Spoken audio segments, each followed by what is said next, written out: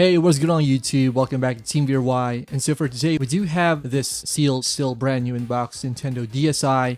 And I just want to give you guys a quick unboxing of this product and see what it's like to unbox the Nintendo DSi in 2024, more than a decade after its release. Right, so for a bit of context, I did own a fair amount of Nintendo handhelds, but with regards to the DS systems, I only ever owned the DS Lite, the first generation 3DS, the 3DS XL, and of course the 2DS. I never owned the DSi because the DS Lite was pretty much the main DS handheld that I used back in the day, and of course I did like the GBA backwards compatibility. But yeah, there is of course a first time for everything.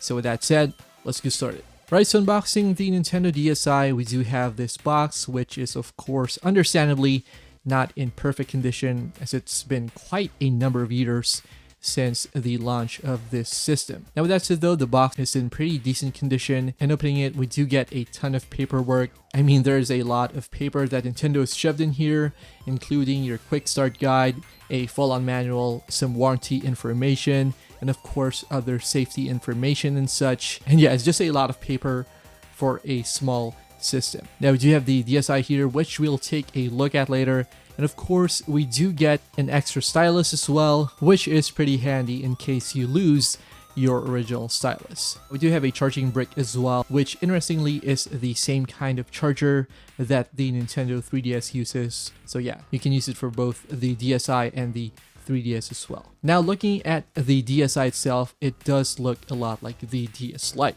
which is pretty unsurprising given that it's pretty much mostly the same system. We do lose out on the GBA slot on the bottom, although we do get two cameras, one on the inside and one on the outside. I do have the matte black version here, which is really nice, and I do like the way that it feels in hand. It does feel a bit rough, almost like sandpaper, which isn't too bad, but I do prefer it over the glossy finish on the DS Lite. Nintendo has switched some things around. The volume slider is now a volume rocker on the left-hand side. We do get an SD card slot, which supports cards of up to 32 gigs if I'm not mistaken, and of course the LED indicators are now on the left-hand side. The screens are slightly larger than on the DS Lite and the original DS. And yeah, there's pretty much the design on the DSi. Now for the purposes of this video, I did charge up the system a bit so I can show you guys the interface and give some of you guys out there a flashback of what the DSi interface was like. Nintendo included a much more fleshed out version of the user interface found on the DS Lite and the original DS. We now have a horizontal set of icons, which is kind of similar to the PSP UI layout, and of course the one that we later saw in the 3DS.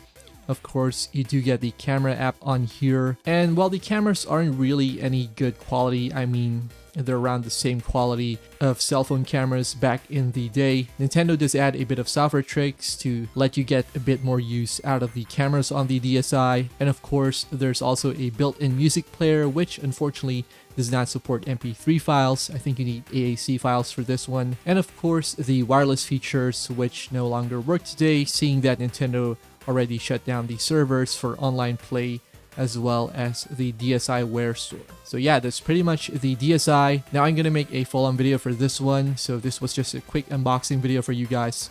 Let me know what you think about the DSi. Did you own one back in the day? And yeah, thanks a lot for watching, and I'll see you guys in the next one.